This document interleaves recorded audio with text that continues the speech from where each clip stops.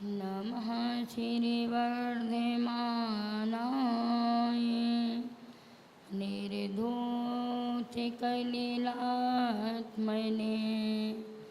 सालोकानां त्रिलोकानां यद्विद्यादर्पणायति यद्विद्यादर्पणायति यद्विद्यादर्पणायति। जय बोलिए अनंत अनंत परमेष्टि भगवान के, त्रिलोक पूज्य पंच परमेष्टि भगवान के, शांति के कर्ता शांतिनाथ भगवान के, मूलायक चिंतामणि पारसनाथ भगवान के, विश्ववंदनीय महावीर भगवान के, परम पूज्य राय संत गणाचार्य गुरु और 108 वीराज सगड़ी मामुनि राज के, परम पूज्य भारत गौरव सहस्कोट विद्यातीत प्रणेत्री गणनी आरिका रत्न गुरुमा 105 विद्या श्री माता जी 10 लक्षण महापर्व के उत्तम आर्जव धर्म के।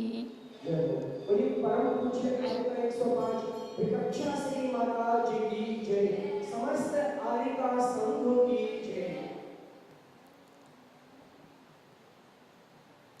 जिन्हें पुण्य समझा था, जिन्हें पुण्य समझा था वे पाप निकले, जिन्हें पुण्य समझा था वे पाप निकले, जिन्हें वरदान समझा था वे अभिशाप निकले, जिन्हें मित्र लगा करके, जिन्हें मित्र समझ करके गले लगाया था वे आस्तीन में छिपे सांप निकले, वे आस्तीन में छिपे सांप निकले। चलते हैं अपने कसायों पर कुठाराघात करने के लिए। पर्युषण पर्व का तीसरा दिन है। कौन सा दिन है? तीसरा दिन है। अब तीसरे दिन हमें किसकी चर्चा करना है? तीसरे कसाई के, तीसरे धर्म की चर्चा आज करनी है। अर्थात तीसरा जो धर्म है उत्तम आर्जव धर्म। आर्जव का मतलब होता है ऋजोर भावा आर्जवः, ऋजु भावों का होना आर्जव कहलाता है। ऋजु मतलब सीधा, सरल, स्पष्ट, निस्वार्थ, ये सब एकार्थवाची हैं। चाहे आप ऋजु कह दो, सरल कह दो, सहज कह दो या फिर निस्वार्थ कह दो, ईमानदार कह दो, ये भोला भाला भी कह दो, कह देते ना। ये सब एकार्थवाची हैं, प्रकार से होते हैं। और हमारे इस ऋजु धर्म को, सीधे धर्म को, आर्जव धर्म को कौन नष्ट करता है? आचार्यों ने तो कह दिया कि जो जितना सरल होगा उसका उतनी जल्दी कल्याण हो जाएगा। लेकिन आज के ज़माने में प्रत्येक व्यक्ति से पूछो यही कहेगा कि माता जी आज सीधे का ज़माना नहीं। यही बोलते ना आप लोग? बोलो, सीधे का ज़माना नहीं तो टेढ़ा बनना पड़ता है। बात सही है क्या? बोलो संजय भैया। संजय जी कह रहे हाँ माता जी ठीक, सीधे का ज़माना नहीं। बोलो आपका नाम क्या है? विजय कुमार जी। विजय किस में होती है? सीधेपन में होती है कि टेढ़ेपन में? अब एक बात यहाँ ऐसे कह रहे सीधे का ज़माना नहीं, और एक कह रहे कि माता जी विजय सीधे में होती।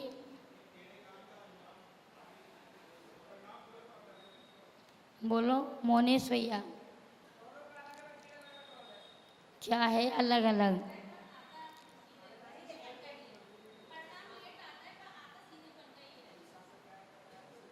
अर्थात आप कितने भी अपने माइंड में सेट कर लेना ये बात कि सीधे का ज़माना नहीं, लेकिन आचार्यों ने कहा और मेरी गुरु माँ हमेशा यही कहती हैं कि सीधे में ही उत्थान होगा, सीधे का ही जमाना।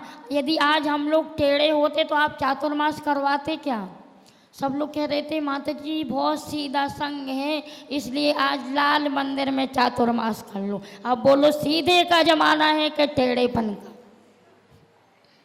सीधे का है ना। अगर हम लोग टेढ़े होते तो करवाते क्या? बोलो, हम लोग यदि कठिन होते तो आप चातुर्मास करवाते क्या? दूर से भाग जाते कि माता जी तो बहुत तेज हैं। लेकिन आपने जो चातुर्मास करवाया तो क्यों करवाया? क्या गुण देख के करवाया? सीधापन, सरलता, स्पष्टवादिता, निस्वार्थता, ये गुण हैं आपके, ये गुण हैं। और गुणों की कीमत होती, अवगुणों की कीमत नहीं। बहुत सारे लोग आते हमारी गुरु माँ से भी यही कहते कि माता जी आप तो बहुत सीधी हो। आज के ज़माने में सीधे होने में फ़ायदा नहीं, आपको थोड़ा तेज बनना, थोड़ा कठोर बनना, थोड़ा स्ट्रिक्ट होना चाहिए। लेकिन गुरु माँ कहती हैं कि जब हमें मुफ्त में एक गुण मिला है, भगवान ने एक गुण दिया है, लोग तो तरसते हैं, गुण को पाने के लिए कितना पुरुषार्थ करना पड़ता है। लेकिन जब हमें देव के योग से अपने आप ये गुण मिल गया तो मैं क्यों छोड़ूं? ये जो मुझे गुण मिल गया इसके लिए कितने कितने लोग सोचते कि मेरा नेचर भी सरल हो जाए, कितनी कोशिश और पुरुषार्थ करते फिर भी सरल नहीं बन पाते। लेकिन मुझे मिल गया तो मैं जानबूझकर क्यों छोड़ूं? इसलिए मैं सीधी अच्छी हूँ। वास्तविकता में गुणों की ही कीमत है, अवगुणों की कीमत कभी नहीं हो सकती। तो हमारा एक गुण है आर्जव धर्म, योग वक्रता। जो योगों की वक्रता है वो आर्जव धर्म नहीं। वक्र का मतलब होता है टेढ़ापन और अवक्र का मतलब होता है सीधापन।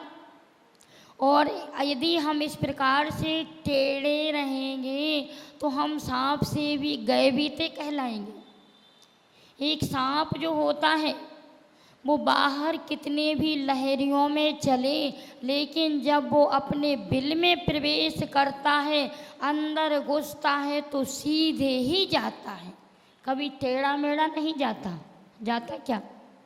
लेकिन आज हम बाहर तो टेढ़े मेढ़े रहते, लेकिन हम जब मंदिर में आते तो वहाँ भी टेढ़े हो जाते।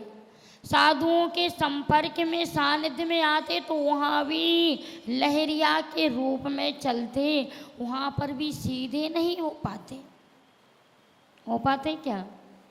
हम सबका जो जीवन बन गया, आचार्यों ने 4 प्रकार के मायाचारी बतलाई जो आज हमारे आर्जव धर्म को नष्ट कर रही।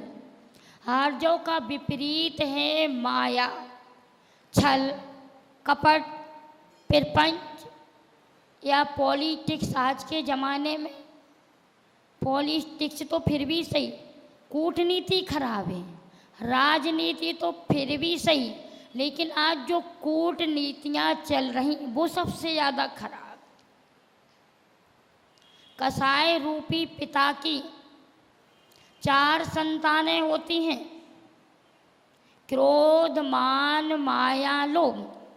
इनमें से 3 तो लड़के हैं। क्या हैं? 3 तो लड़के हैं, क्रोध, मान, लोभ और माया। ये तीसरी कसाई है लड़की। क्या है? लड़की। और लड़की का मतलब पता है क्या होता है? बोलो महिलाओं, लड़कियों का मतलब क्या होता? लड़की जो हमेशा लड़ाई की यानी चाबी। की का मतलब समझते? जो लड़ाई की चाबी हो वो लड़की कहलाती। आज जितने भी युद्ध होते हैं वो लड़कियों के कारण जो युद्ध के द्वार खोल देती ऐसी लड़की। सस्य भाग्यम देवो न जानाति कुतो मनुष्यः, अर्थात स्त्रियों के चरित्र को एवं पुरुषों के भाग्य को देवता भी नहीं परख सकते, तो मनुष्य कौन से खेत की मूली कि जो आज परख सके। प्रत्येक स्त्रियों में मायाचारी इतनी ज़्यादा समा गई कि उनके मुख से कभी सत्य नहीं बुलवा सकते। अगर कोई आपसे उम्र भी पूछेगा ना तो भी आप सत्य नहीं बता पाओगे। स्त्रियों से कभी उम्र के बारे में और पुरुषों से व्यापार के बारे में कभी सत्य नहीं बुलवा सकते। कोई पूछे तो कहीं ना कहीं घुमा फिरा के बात आएगी। इसलिए आपने कभी जलेबी देखी? माता जी देखी भी है, खाई भी है, बनाई भी है, सब कुछ किया। जलेबी स्त्रीलिंग क्यों? बोलो।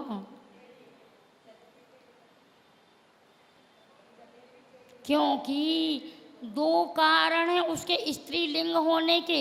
एक तो वो हमेशा मीठी रहती और दूसरी कभी सीधी नहीं होती, इसलिए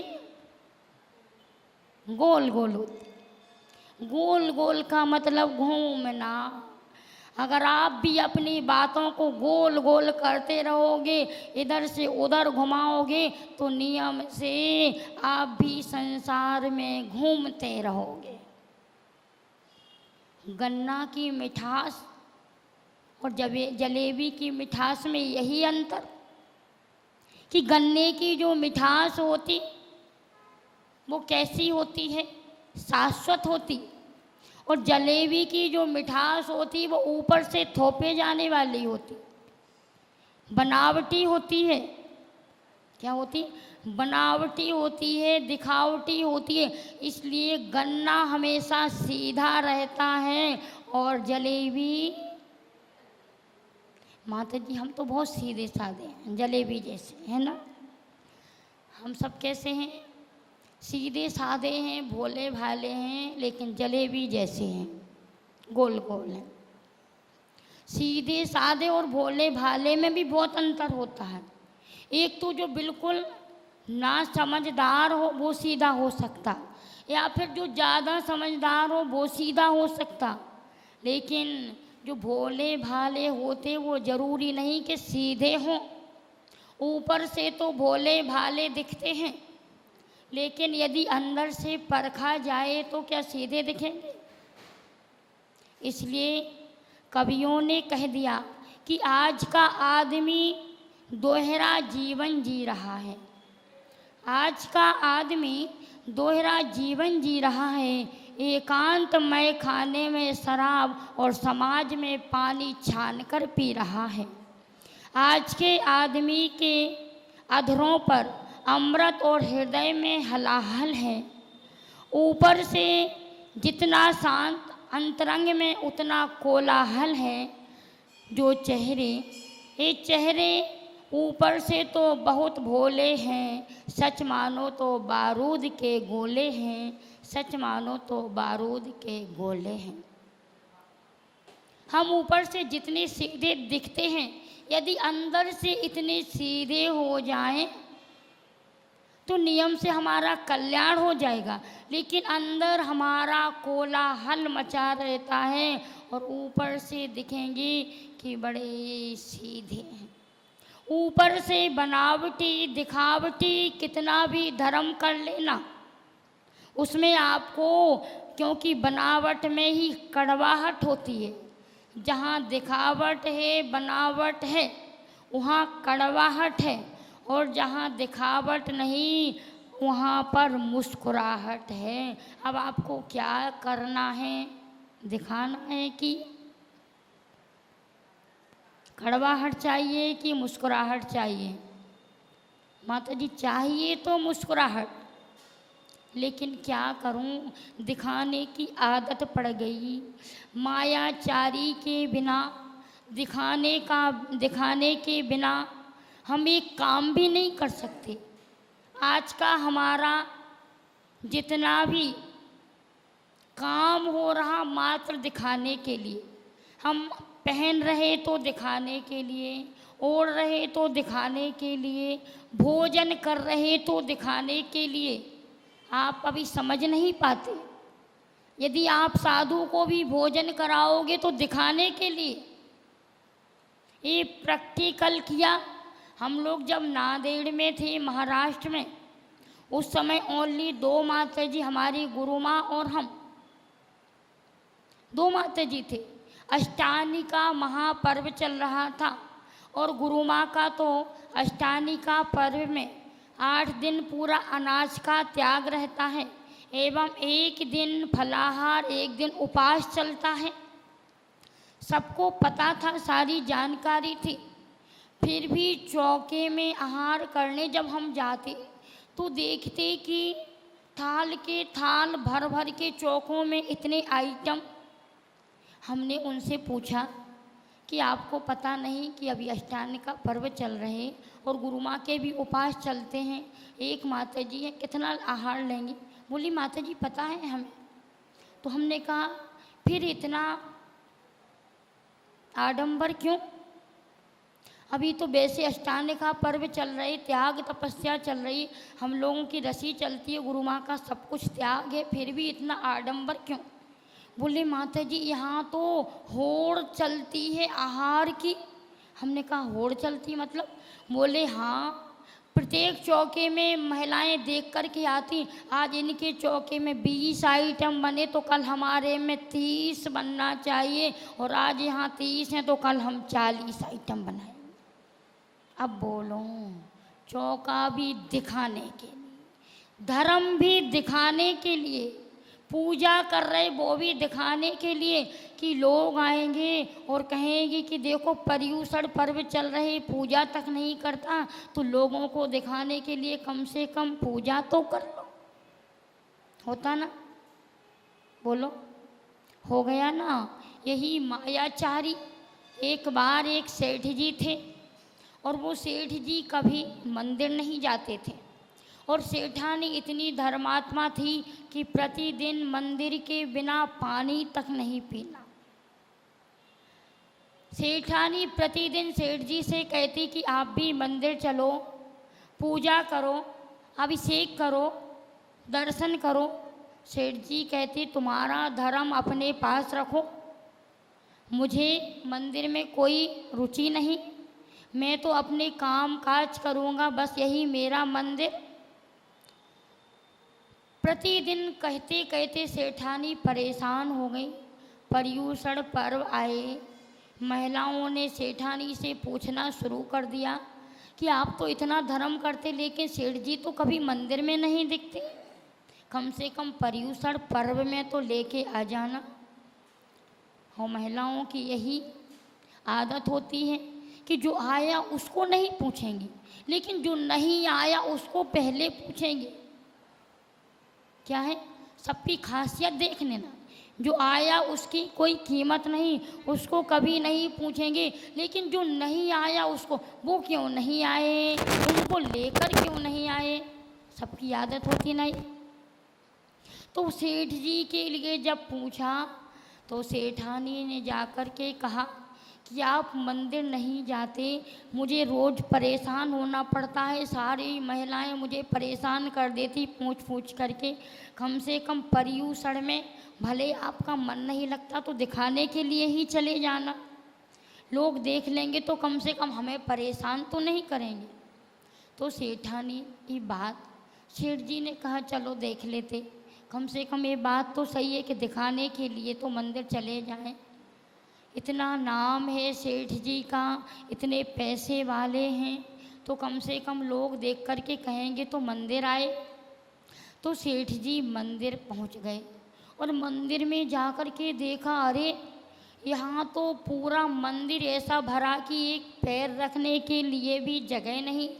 बड़े बड़े सेठिया लोग भी अष्ट द्रव्य से पूजन कर रहे, सोने चांदी के पात्रों से अभिषेक पूजन कर रहे, इतना दान दे रहे कि मंदिर में चांदी के पुष्पों से आराधना, अष्ट द्रव्य से आराधना कर रहे, सोने की माला से जाप कर रहे। तो सेठ जी ने सोचा कि चलो मैं भी कम से कम आज पूजा भी दिखाने के लिए कर लेता हूँ। और सेठ जी ने सेठानी से कह दिया कि तुम जाओ घर पर, और घर पर जब तक मेरे लिए गरम गरम पूड़ी और नरम नरम गुड़ तैयार करके रखना, और मैं एक दो पूजा करके आ जाता हूँ। क्या मैं एक आध पूजा करके घर आ जाऊँगा, तुम जब तक भोजन की तैयारी अर्थात पूड़ी गरम गरम और नरम नरम गुड़ शायद सेठ जी को ज़्यादा पसंद होगा। तो उन्होंने कह दिया तैयार करके रखना। और सेठ जी पूजन करना चालू हो गए। संगीत के साथ सामूहिक पूजन चल रही थी। सभी लोग पूजन बड़े तन्मयता के साथ, तल्लीनता के साथ पंचमेरु पूजन कर रहे थे। शायद अभी आप लोग भी पंचमेरु पूजन कर रहे थे ना। और क्या पढ़ रहे थे मोनेश भैया, संजय भैया? पंचमेरु की पूजन में क्या पढ़ते हो? पांचों मेरु असी जिन धाम, सब प्रतिमा जी को करो प्रणाम।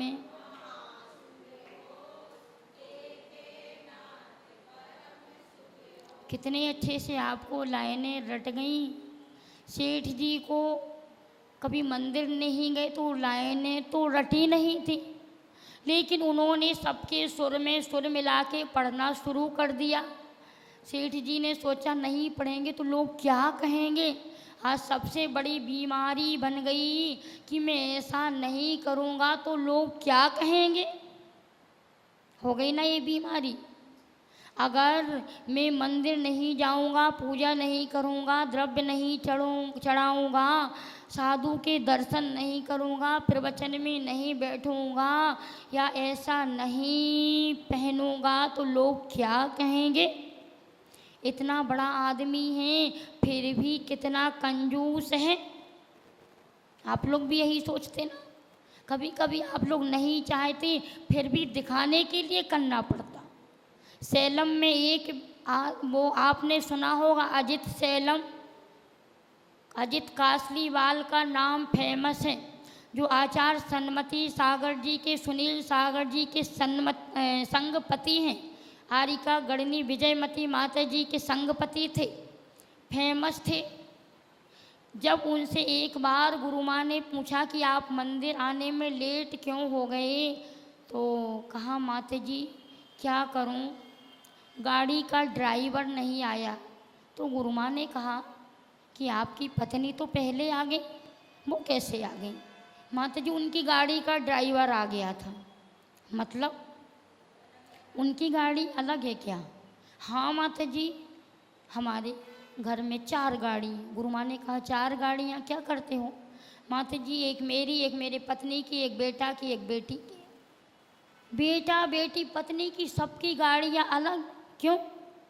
माता जी क्या करें, आज का ज़माना ऐसा है कि मुझे जीने नहीं देता है। मेरा काम तो एक गाड़ी में चल सकता, लेकिन आज मंदिर आता हूँ तो लोग कहते कि कितना कंजूस है, इतना पैसा वाला हो के भी एक गाड़ी में चारों आते हैं, कम से कम गाड़ी भी नहीं खरीद सकता। इसलिए दिखाने के लिए रखना पड़ती। बात समझ में आई? और वास्तविकता में आज के लोगों की ये धारणा बन गई। आज के लोगों की ये धारणा बन गई कि अगर कोई नहीं करेगा तो भी कहोगे और कोई कहेगा तो भी आप कहोगे, कहने में चूकोगे नहीं। अगर रखता है तो कहोगे कि कितना दिखाना करता है कि एक घर में 4-4 गाड़ियां रखता, और नहीं रखता तो कितना कंजूस है, कहोगे कि नहीं? इसलिए रखना पड़ती। तो सेठ जी ने भी दूसरों को दिखाने के लिए पूजन शुरू कर दी और सुर में सुर मिला कर के पूजा पढ़ने लगे। पाँचों मेरो असी जिन धाम, सब प्रतिमा जी को करो प्रणाम। महासुखी हो पूरी गरम नरम गोड़े हो, ए महासुखी हो। समझ में आई? सेठ जी को पूजन में भी पूड़ी और गुड़ दिख गया, क्योंकि पूजन उनकी अंतरंग से नहीं भीतर से चल रही थी, भीतर से नहीं बाहर से चल रही थी, मात्र लोगों को दिखाने के लिए चल रही थी। तो ऐसी पूजन भी, ऐसे काम भी मत करना कि मात्र हम बाहर से करें और अंतरंग तक ना पहुंच पाएं। माया का काम यही है।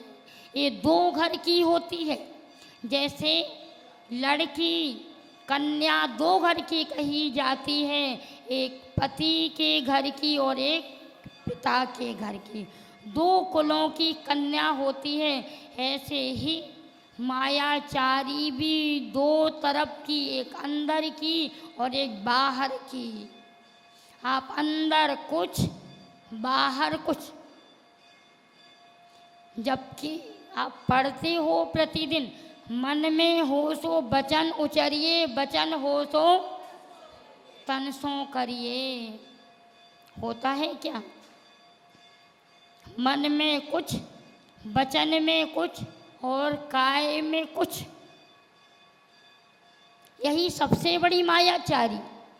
यहाँ आपसे कुछ पूछा जाए तो यहाँ तो कहोगे हाँ माता जी, हाँ माता जी, और मंदिर के बाहर निकलते ही ना माता जी करते ना। मंदिर में आओगे तो भगवान के सामने कहोगे कि चत्तारी शरणम पब्बब जामी, अरिहंते शरणम पब्बब जामी, सिद्धे शरणम पब्बब जामी, साहू शरणम पब्बब जामी, केवली पंडितम धम्मम शरणम। बस भगवान मुझे चार ही शरण हैं, आपके अलावा मैं कहीं नहीं जाऊंगा। अरिहंत की, सिद्ध की, साधु की शरण और धर्म की शरण में ही आऊँगा। इनके अलावा और इस दुनिया में कोई शरणार्थी नहीं, यही कहते कि नहीं। लेकिन जैसे ही मंदिर से देहरी के बाहर कदम रखा तो मकान शरणम पब्बब जामी, दुकान शरणम पब्बब जामी, बच्चे शरणम पब्बब जामी, बीवी शरणम पब्बब जामी। हो गई ना सब शरणें। कहाँ गए आपके वो वचन? कहाँ गई आपकी प्रतिज्ञा जो आपने भगवान के सामने बोले? जबकि आपको पता होगा कि रामचंद्र जी ने पिता के वचन को कितने प्राणों से पालन किया। उन्होंने अपने प्राणों की परवाह नहीं की, जितनी एक धर्म की, एक वचनों की परवाह की।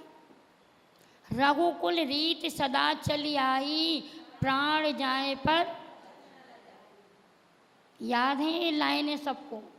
अब कहाँ गए आपके वचन? रामचंद्र जी ने कभी अपने जीवन में छल नहीं किया, उन्होंने कभी कपट नहीं किया।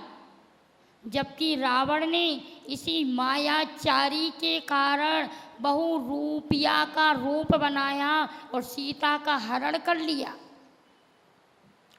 कि नहीं? फिर भी रामचंद्र जी ने कभी ये नहीं सोचा कि ये मायाचारी कर रहा तो मैं भी कर लूं। सोचा क्या? बोलो, कभी की उन्होंने मायाचारी? जबकि रावण ने हिरण का रूप बनाया और सीता को लुभाया और साधु के भेष बना करके भिक्षा मांगने आया। साधु था क्या वो? बोलो, साधु था। साधु के भेष में भिक्षु का रूप एक मायावी था जो छलने के लिए आया था, लेकिन स्त्रियों को पुरुषों की मायाचारी समझ में नहीं आती, क्योंकि स्त्रियां अकेली नहीं, पुरुष भी मायाचारी करते। ऐसा नहीं कि पुरुषों में मायाचारी नहीं, बस स्त्रियों में अधिकता है, पुरुषों में कम है, लेकिन पुरुषों में भी मायाचारी। मंदिर में आकर के भी हम कितनी भी कुछ कर लें फिर भी मायाचारी नहीं छूट पाती। अगर आप संसार के काम में मायाचारी करो तो फिर भी चल जाएगा, लेकिन धर्म क्षेत्र में आकर के यदि मायाचारी करोगे तो नहीं चल पाएगा। चल पाएगा क्या? बोलो। फिर भी माता जी थोड़ी सी तो कर ही लेते हैं, करना पड़ती है। पूजन भी करोगे तो बढ़िया अच्छे आराम से कुर्सियों पर बैठ जाओगे, ज़मीन पर बैठ जाओगे, कभी जमींदार बन जाओगे, कभी चेयरमैन बन जाओगे, और फिर भी भगवान के सामने बड़ी सुरीली आवाज़ में, मधुर आवाज़ में पढ़ोगे, यही विधि ठाणो होए के प्रथम पढ़े जो पाठ। बोलो भैया, खड़े होके करते हो कि बैठ के?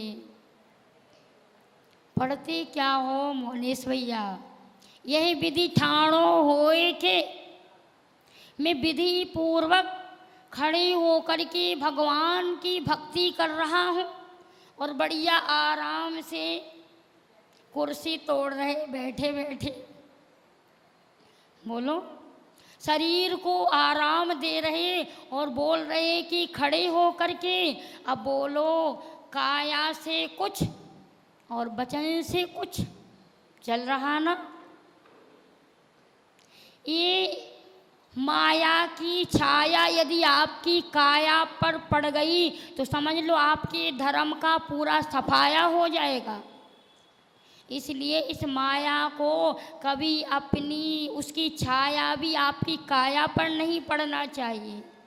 लेकिन क्या करें, आज इतने आलस प्रमादी बन गए, और इसी आलस और प्रमाद के कारण हम धर्म क्षेत्र में भी मायाचारी कर लेते।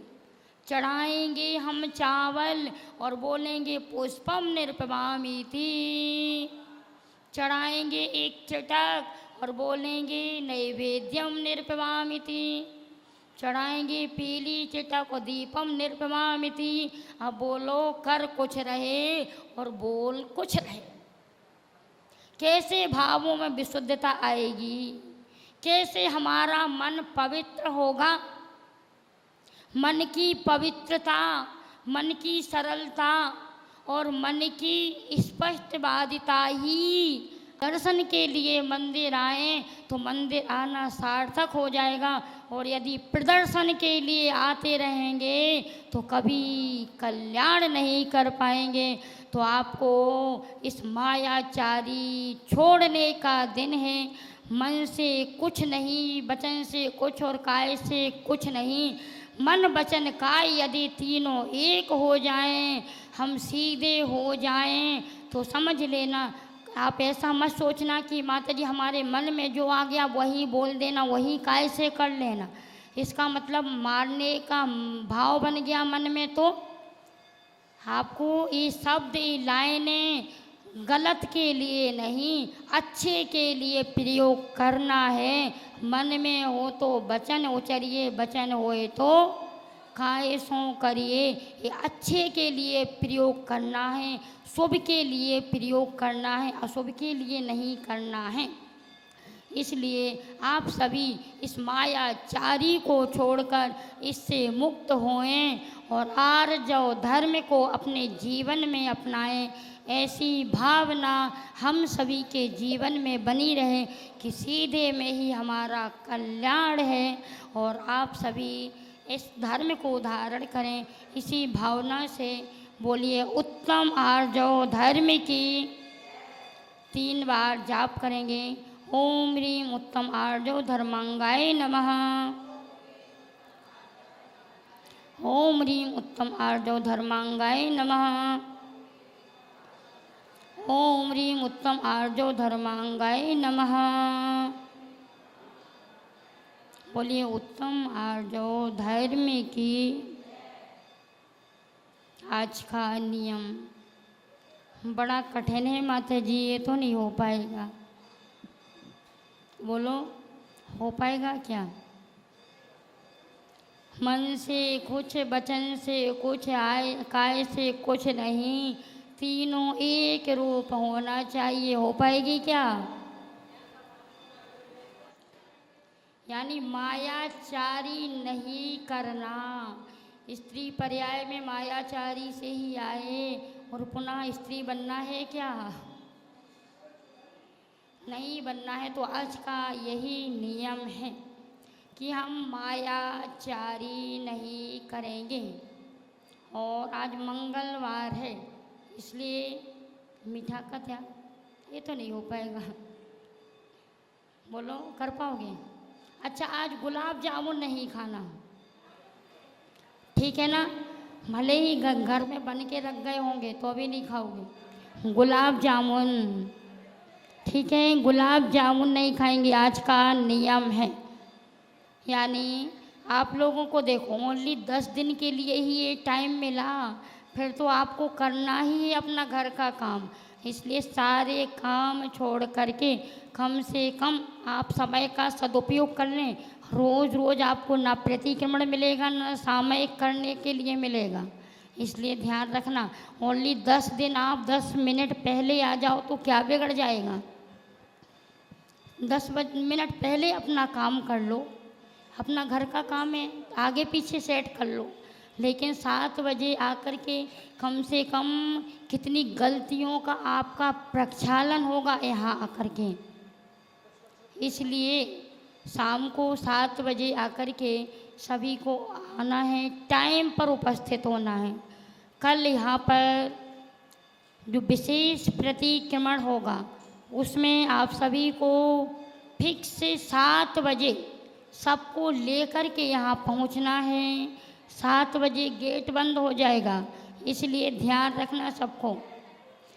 और आपकी शाम को अर्थात कल या आज एक प्रतियोगिता, वैसे यहाँ पर कल है, आज एक पेपर दिया जाएगा आपको भरने के लिए। सभी लोग पेन लेकर के आएंगे।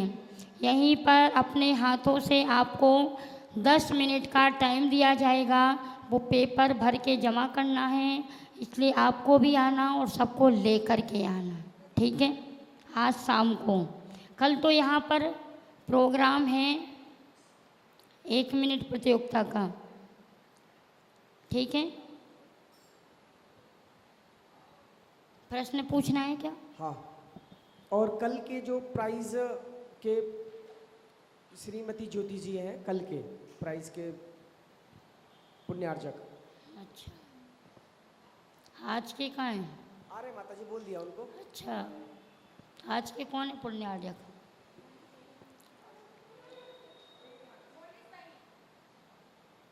चलिए प्रश्न पूछ लें।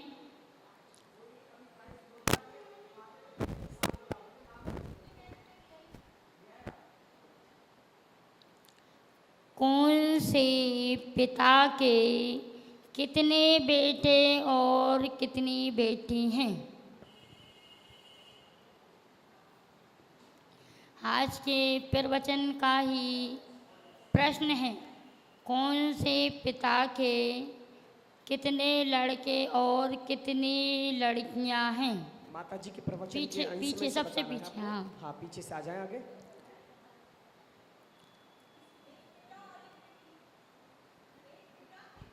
एक पिता और एक बेटी मतलब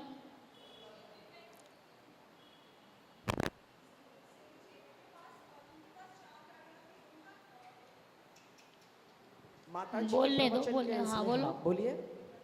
अच्छे से बोलें, थोड़े आगे आ जाएं, आगे आ जाएं।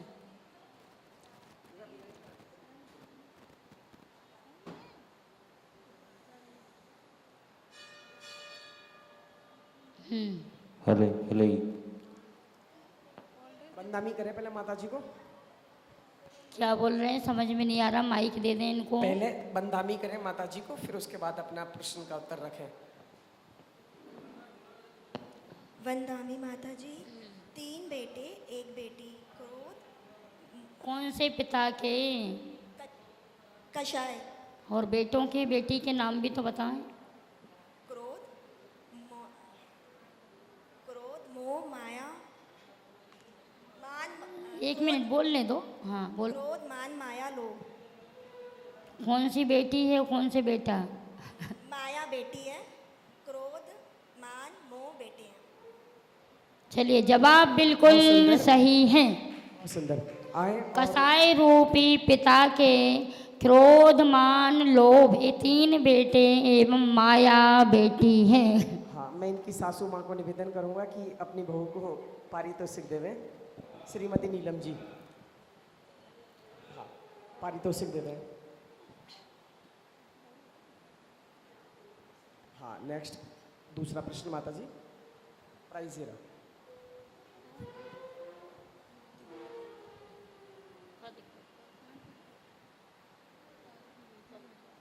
नहीं,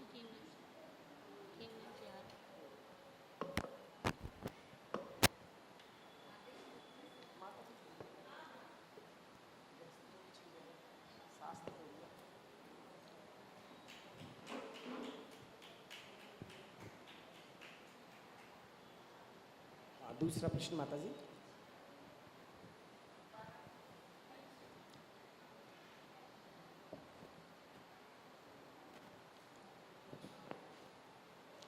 कौन स्त्रियों के और पुरुषों के क्या नहीं परख सकता है? कौन स्त्रियों के और पुरुषों के क्या नहीं परख सकता है? परखना, परखना या जानना? जांचना। कौन त्रसल- स्त्री और पुरुषों हाँ, के जांच त्रसला नहीं जी सकता है? बोलो। हाँ, बताएं। स्त्री पुरुषों के और पुरुष स्त्रियों की मायाचारी को नहीं परख सकते। जवाब खोटू छे। पूर्णतः उत्तर सही नहीं है। आप लोगों ने अच्छे से सुना नहीं, इसका मतलब नहीं सुना है ना। हाँ, पीछे। कौन स्त्रियों के एवं पुरुषों के क्या नहीं समझ सकता है? नए लोग हैं कोई? सविता आंटी बोलो।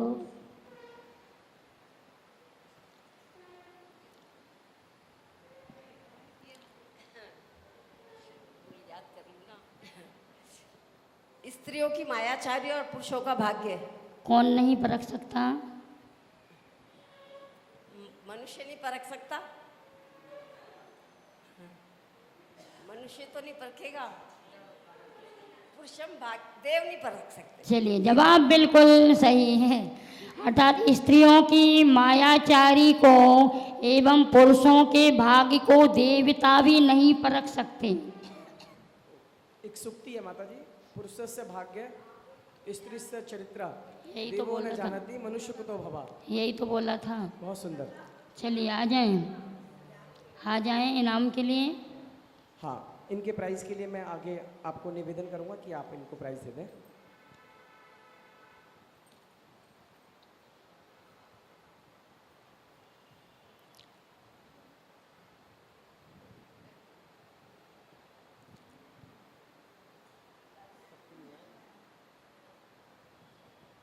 हाँ,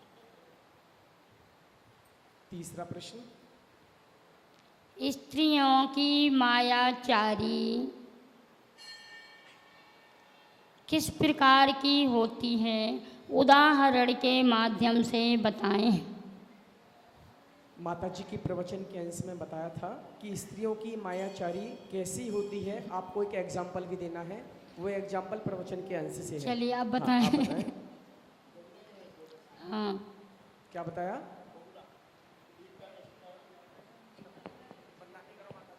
बंदामी माता जी, जो एक पैर का जानवर है बगुला, उसकी तरह से वो सोचता अपने मन में खड़ा होता है एक पैर से, परंतु देखता है कि कब कौन सी मछली आ जाए, इसका मैं हल करूँ। ये नहीं बताया, स्त्रियों की मायाचारी। फिर से बोलो दूसरा उदाहरण। स्त्रियों की मायाचारी। और इसको आसान करें, एक मिठाई का नाम भी है शायद। नए लोग कोई हैं जिनको नहीं मिला, ये तो इनको तो अभी मिल चुके 1 2 3। आपको नहीं मिला? कल मिला था, आपको नहीं मिला। इनको बोलो। नहीं मिला। हाँ, आप बताएं।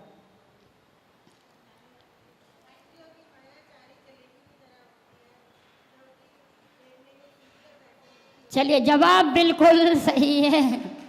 अर्थात जलेबी जैसे मीठी और कभी सीधी नहीं होती है, इसी प्रकार से स्त्रियों के अंदर मायाचारी भरी होती है। ऊपर से मीठा बोलेंगी और अंदर में गोल गोल जलेबी की तरह घुमाएंगी। हाँ, प्राइस आप दीजिए।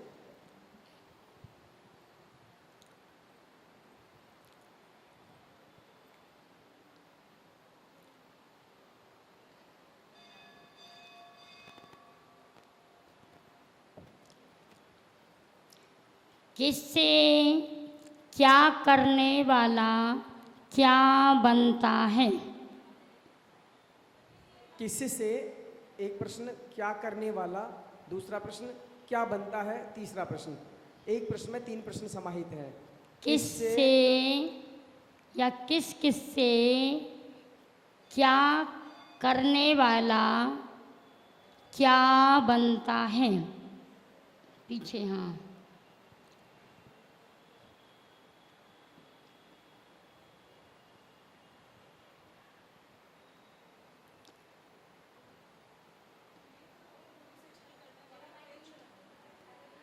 पूरा बोलो अच्छे से, हाथ जोड़। माइक ले लीजिए। पूरा बोले, पूरा। कोई नहीं, माइक ले लीजिए जितना आता हाँ है हाँ, उतना ऐसे ही बताइए। बोल दें। प्रयास हाँ, कीजिए। ऐसे ही बोल दें, बोलो। कोई नहीं, प्रयास हाथ जोड़ लें, हाथ जोड़ के। हाँ।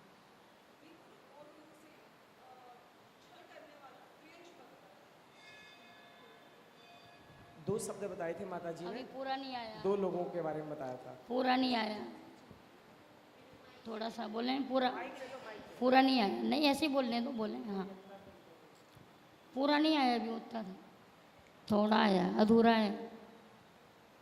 अरे बोलो, कोशिश करो।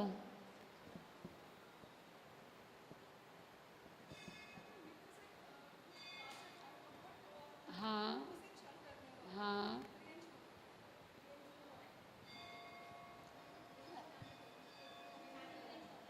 हाँ, प्रयास सही करा माता जी। मित्र थोड़ा भी सा बोल दिया, गुरु भी बोल थोड़ा दिया। सा मिस्टेक हुआ, बाकी मित्र भी बोल दिया, गुरु भी बोल दिया।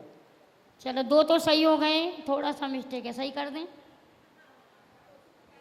चलिए, जवाब सही नहीं, लेकिन सही किया जा रहा है, ठीक है ना, क्योंकि मायाचारी है।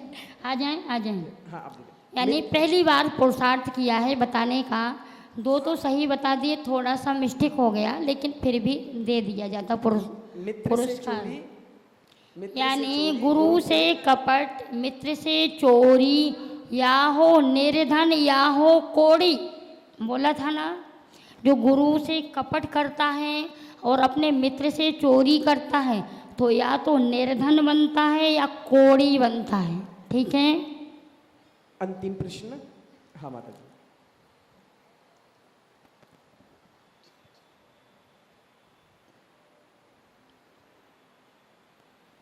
चलें।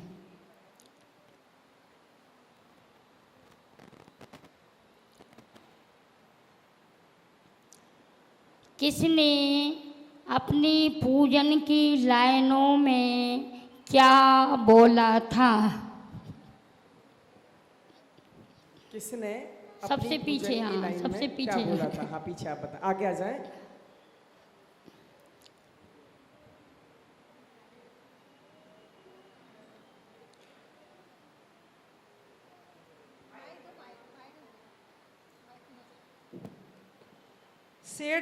सेठ और सेठानी दोनों पूजा करने के लिए मंदिर में गए थे। सेठ जी ने सेठानी को कहा, आप घर जाओ और घर जाके मेरे लिए गरम पूड़ी और नरम गुड़ तैयार रखो।